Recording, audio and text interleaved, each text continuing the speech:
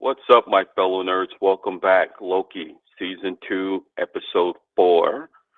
Spoiling like crazy on this episode. If you like the content you're giving here, give it a thumbs up.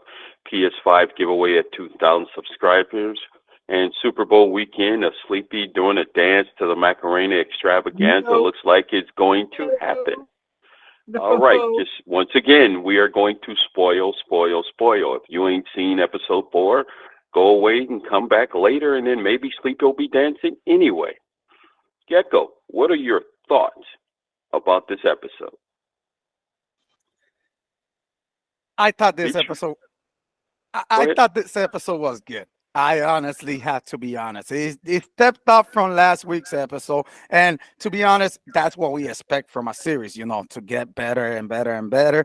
I do have to complain about a couple things, but those are just complaining of potential cool stuff that I wanted to see. Like, okay, so and we're down to spoiling.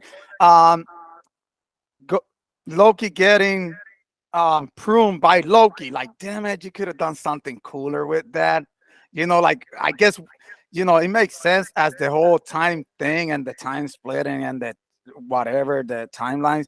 But damn it, I wanted to see like Kang or a betrayal from Victor Timely or something that I would have been like, um, the whole Loki thing, it was like, whatever, I guess.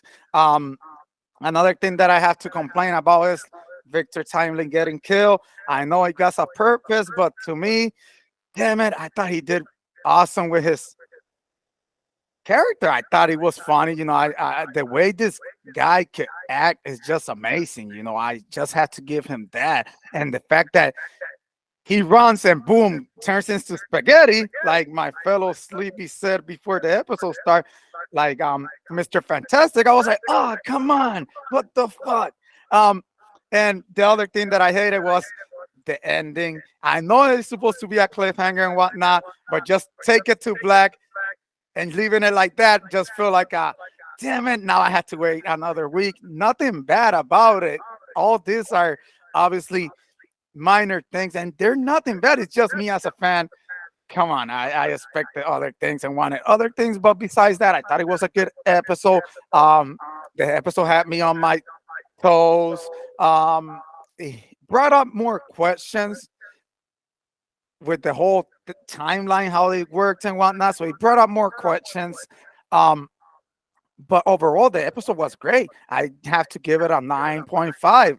Little things like that are not gonna, you know, doesn't give it the 10, but it's a 9.5 because I seen this episode 2 times, and the 2 times were like, oh wow, like I said, it makes the wow factor of Loki pruning himself more wow. But to me, I have other theories, damn it, and it sucks when some of your theories don't come true. So it's all about that. And the Victor Timely, just I was geeked like, oh, he's gonna save the timeline, and then he turns into that. I'm like, uh, just stay in shock. And then the ending, you're like, come on, you can't kick us in the nuts 2 times, Marvel. Come on, back to back. But other than that, Sleepy, if you want to take it and give us your opinion.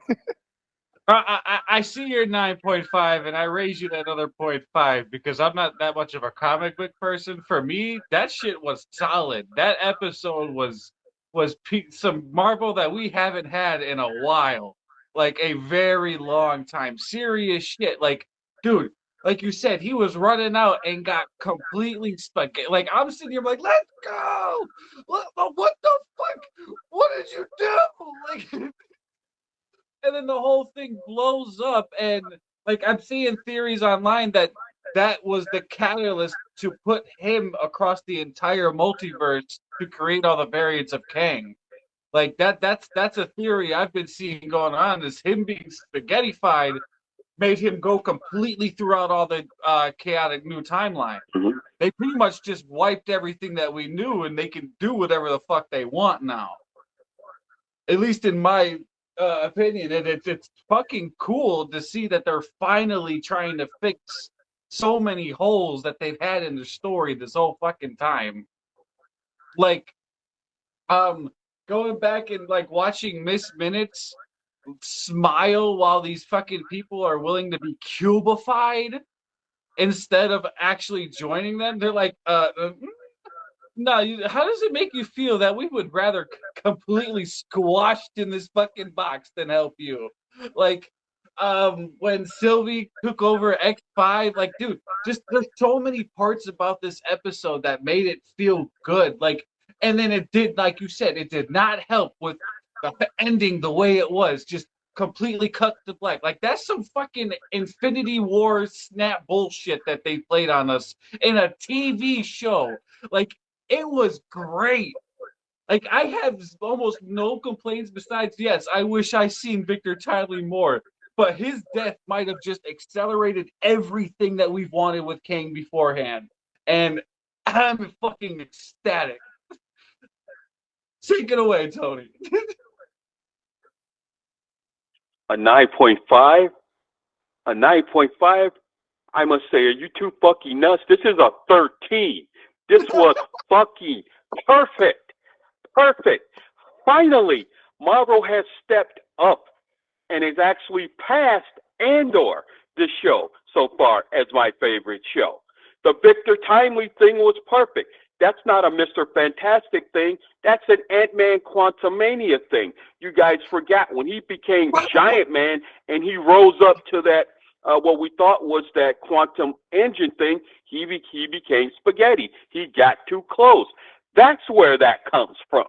Dude, Miss Minutes, 100%. Miss Minutes is a beast. Miss Minutes has now become my favorite MCU character. You saw, first she put him in a box, then she killed him, and then she's like this smiling, like, yes, I got you, motherfuckers. Yes, you should have joined me. You had a chance. That's who I want to see. I want a Miss Minutes movie now. Who needs Kang? We got Miss Minutes. Victor Timely being killed, totally agree 100% with Sleepy. It sends his aura and creates all the Kang variants. I'm on a ghost theory. I'm thinking we've had this wrongly the whole time. The Ant-Man Quantumania Kang Council scene was not Kang dying, it was Victor Timely dying. And that brought everybody back together because Victor Timely does not go on to become He Who Remains. This is obviously a 13. This episode was fucking perfect. I mean, the fact that Miss Minutes went back, showed Rabina Renslayer what happened and how Kang pruned her memory and wiped everybody's memory was perfect. The fact that Miss Minutes played her the same way the whole time. A 9.5, this is a 13, 14, 15. I can go higher and higher and higher. Please, this episode was perfect. Go ahead. I'm sorry, but I did not put everything together. I'm sorry. I did not put everything together. Actually, with you guys bringing this shit up to me, oh my God, this is a fucking 10. Yes. Fuck what I thought, bro. It makes sense that Victor Timely dying and Sleepy saying that his aura went through the whole. It wasn't Kang because Kang the Conqueror was already a variant, which means that it wasn't. So the whole point was for Victor Timely to get there so his aura could go ahead. Holy shit. Yes. Miss Minutes had a plan the whole time. Like, she's like, yes. Oh, you thought you were just going to walk away? No. And like what she said, you will never be him before she blipped out. She was right. Because that was not part of his plan the whole time. As I said in my top 5 from last week, he set this up the whole time, He Who Remains. So this was like the perfect plan. I may be totally wrong on this, but I do agree that Loki pruning Loki was kind of stupid, but the rest of this episode was perfect. And the different theories I've been seeing, and that ended the way they ended it, totally agree with y'all. This is an Infinity War ending, but it was perfect. I was stunned when Friday morning before work. I said I had to watch it because I've been seeing chatter and I didn't want to get spoiled. And I was like, whoa. And then I saw this text from Sleepy and I was like, whoa, just whoa. It was hard to comprehend it. and like I fast forwarded, went back, and ran the last 5 minutes. There's got to be post credits something, and there wasn't. They got me. They got me. Us. Like straight up moment of silence. Like, oh my God, what just happened to the fucking timeline? Like, no, holy shit. just, I thought that it was gonna go to black, and then like Loki opened his eyes or a light coming out, and no, it's the outro. It's the outro to the series, and you're like, okay, what the fuck? And like Tony said, I fast forward, no end credit scene. I'm like, okay, what the fuck is going on? Look, a couple weeks ago, if you follow our reviews, you're gonna see that we were complaining that this show wasn't giving us. Oh my God, this show in just one episode makes me not miss it on Thursday. I watched it on Friday morning. Like Tony said, I woke up and I was like, you know what? I seen Sleepy's text, and I was like, you know what? I'm gonna watch it. And when I watched it, I was at work, and sometimes I was zone out, like, fuck. But what do you have to say, Sleepy? Like, I'm with you on that. Like, I'm sitting here, I watched it, and there's these people on second shift when I used to be on second shift that I used to talk to about it, and they're like, we're gonna watch it every time, and this and that. He came, he's like, I haven't watched it. I'm like, what the fuck are you doing? Why haven't you watched this yet? He's like, is it that good? I'm like, bro, this is like Infinity War Endgame level type shit right here. You need, I don't know what the hell you're waiting for. Why haven't you waited? And then I went to my mom's house, and my stepdad hasn't watched episode 4 yet. I'm like, what are you waiting for? Turn that shit on.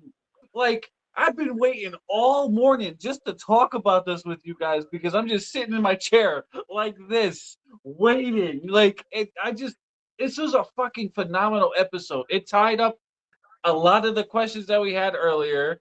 Like, what was the point of episode 2? To show us what the fuck that cube does.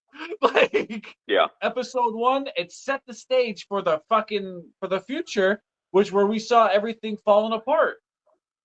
And they tried everything that they could to change it, but the timeline went the way it went. It completely shattered. Oh, man. I can't wait to see what they do next episode. Can they top this? GECKO, what is this setting up? Secret Wars, the Khan Dynasty. Right. But what is it also setting up that's bigger? Secret Invasion? Okay. No. No, come on, Sleepy. It's setting up the incursions. And what will the incursions do? Bring in the X-Men. Yep. This episode will run right into Deadpool 3. This is how you bring in all the Fox X-Men, all the old X-Men, and this is how you recast the MCU.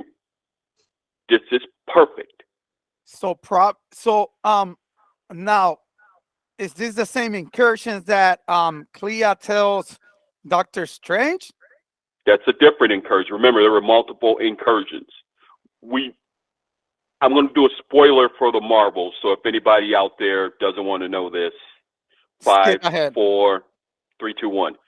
A rumor has it that one of the post-credit scenes is a different incursion involving Monica Rambeau, meeting her mother from 838.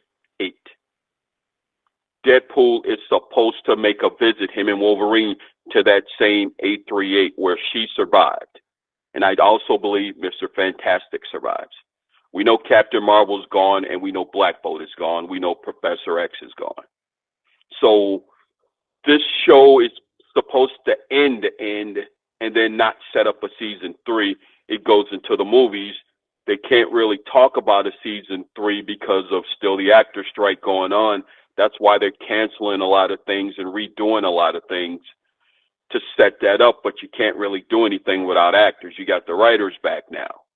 But this show set up, these 4 episodes set up so much that the last 2 ending has to be big. This should have been your episode 6. If this is your episode 4, what the fuck are you setting up for 5 and 6? What kind of world? From the episode 5 trailer, he's got to go pick up everybody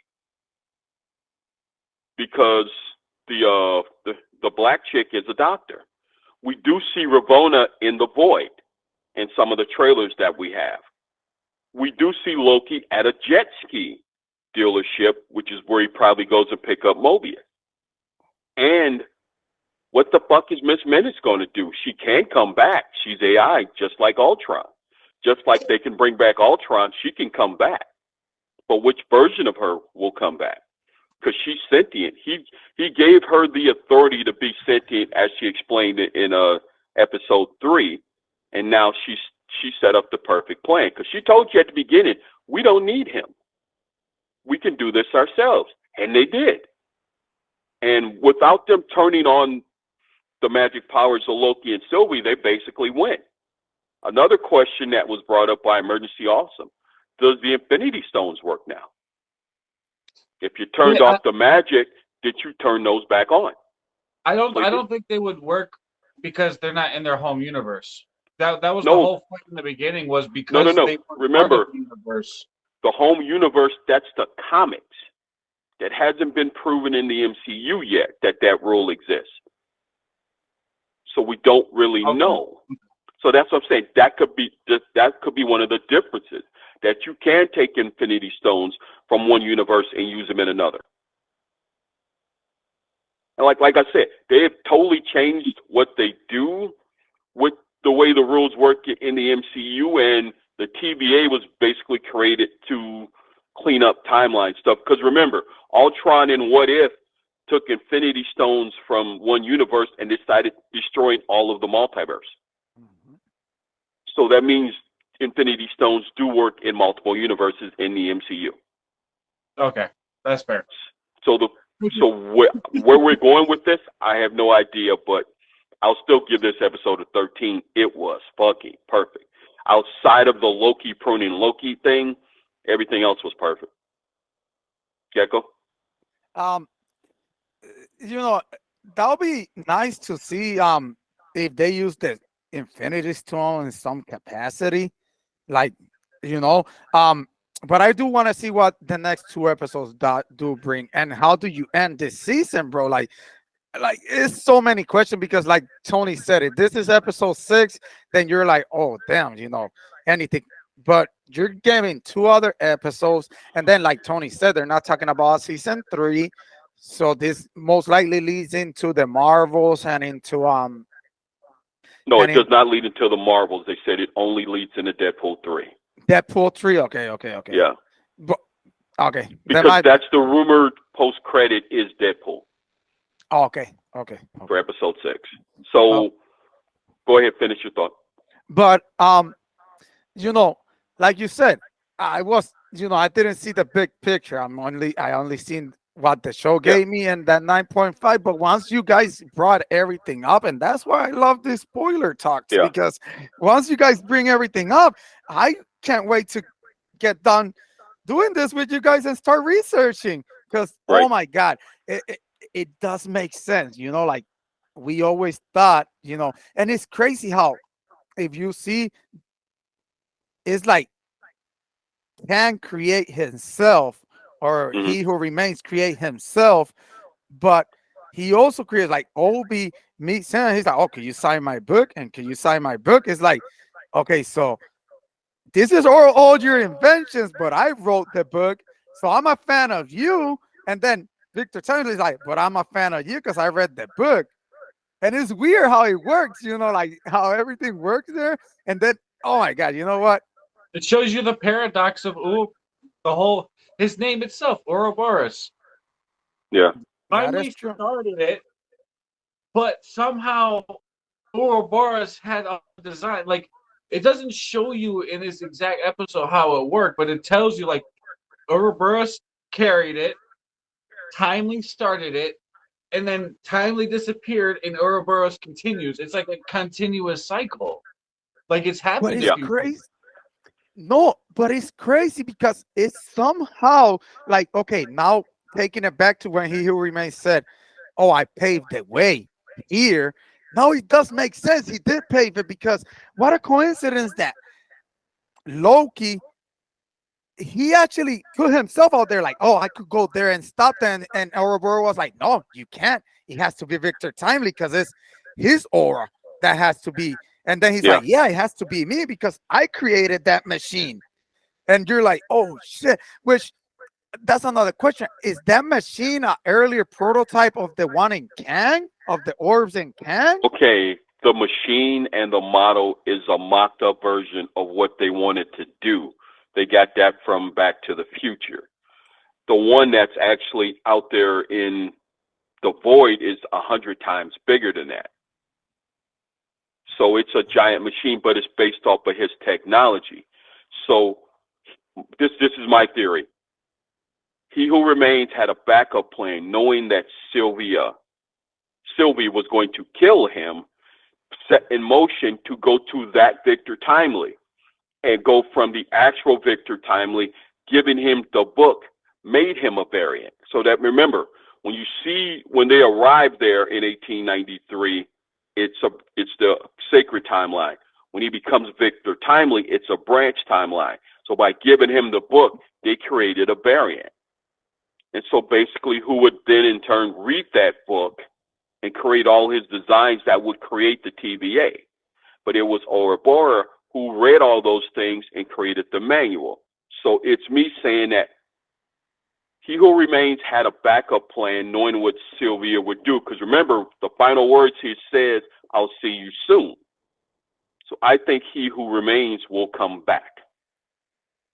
I was gonna say that right now, Tony. I think Who He Remains comes back, and eventually him and Sylvia are gonna meet eye to eye. And he told her, and he's gonna tell her, like, "See, it's worse than what when I told you, but you wanted to play this game." Right. And he's gonna end up killing her at the end. Watch. No, Sleepy, you got some before I get another theory in here?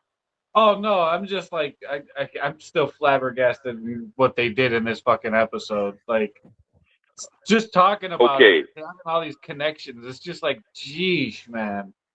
Like, this is what peak Marvel should be. Having these theories, all these questions, like, what the hell? Why would they do something like that? That's not what I wanted, but I fucking take it. What the fuck? Like, all right, my last theory that I heard online, Ouroboros is the villain. That he might be playing the Beyonder. That he's the one who's been playing, and that's a giant rumor. Just walked away. that Ouroboros and Miss Minutes have been running things the whole time, and that we will need He Who Remains against them in Kang Dynasty and the Secret Wars, or whatever they call it, parts 1, 2, 3, and 4. That's the long game plan. That Ouroboros and Miss Minutes will be the long-running villains with the help of Ultron. Go for it. Because Sleepy has no idea what I'm talking about in the Beyonders, but you do. Holy so what shit, do you think? Tony.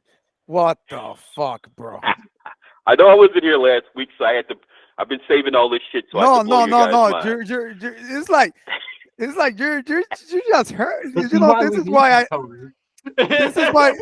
is why I miss Tony, because I need a break, man. Because come on, the Beyonder, it will make sense. Remember, the guy can create whatever type of body he wants. You know, not only that.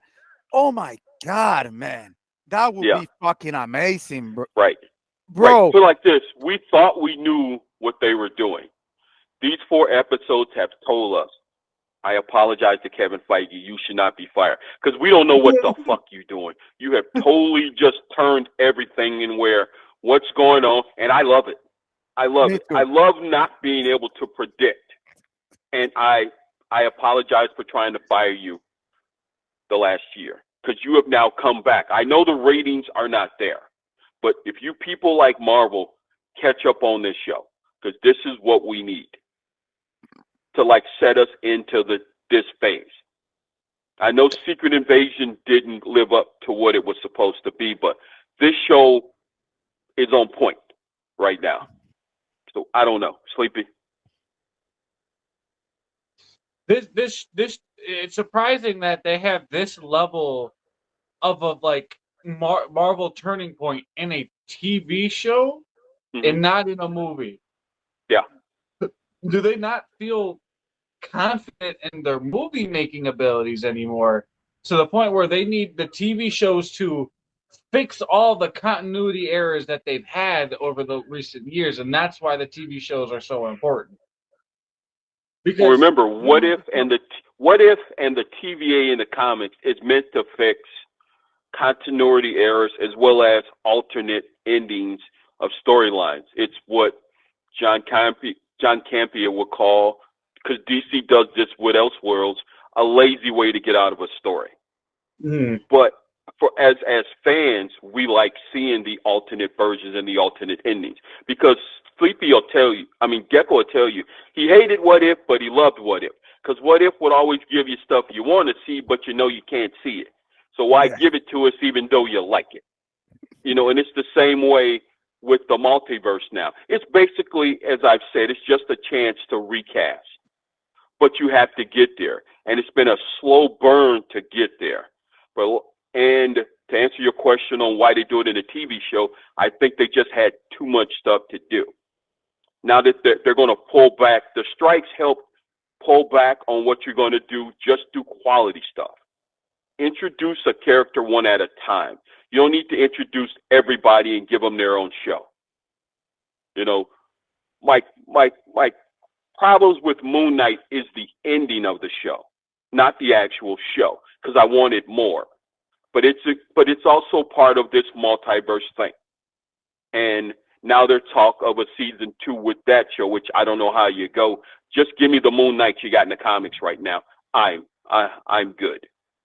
But I know GECKO, I've sort of blown his mind, and he's sort of out of it now with my theory. So you want to end it there, or anybody else have anything else to say? No, I'm kosher. Like, okay, final rankings, Sleepy. This episode was just fire as fuck, honestly. But I as you were you two were talking about it, I looked up the Beyonder. I'm like, that makes fucking sense. He is the maintenance man for all of the TVA. He single-handedly keeps the entire timeline intact by himself with Miss Minutes. So the Beyonder, that's fucking crazy. Like, but that's all I got. My final grade, I had to raise it out to a 10. After talking to you guys and you guys telling me more stuff, it makes sense. I probably was complaining about little shit, but now it makes sense. And like you said, I'm kind of excited and intrigued where they're going to take this next.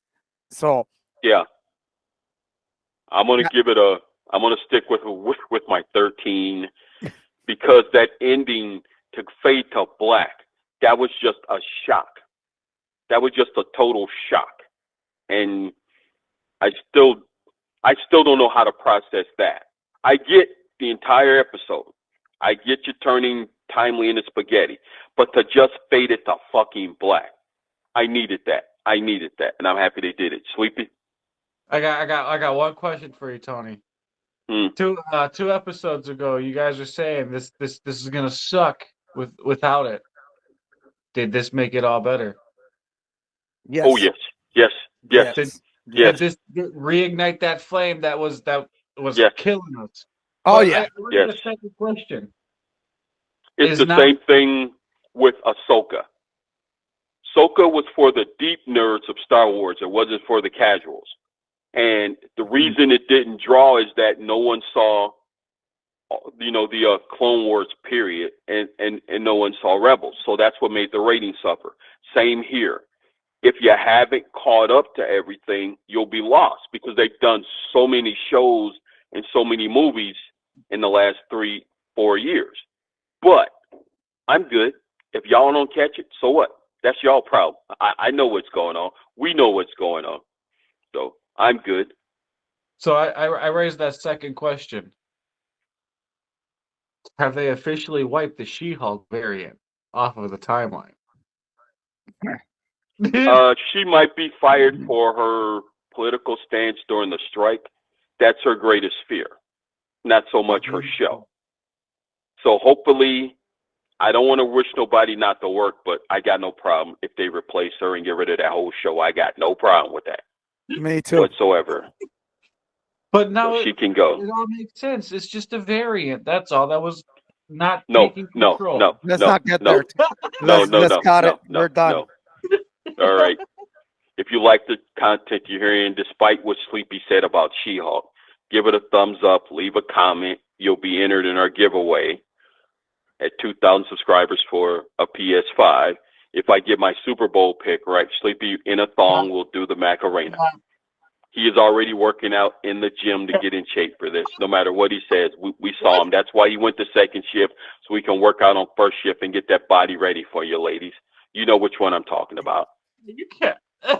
Deuces, nerds.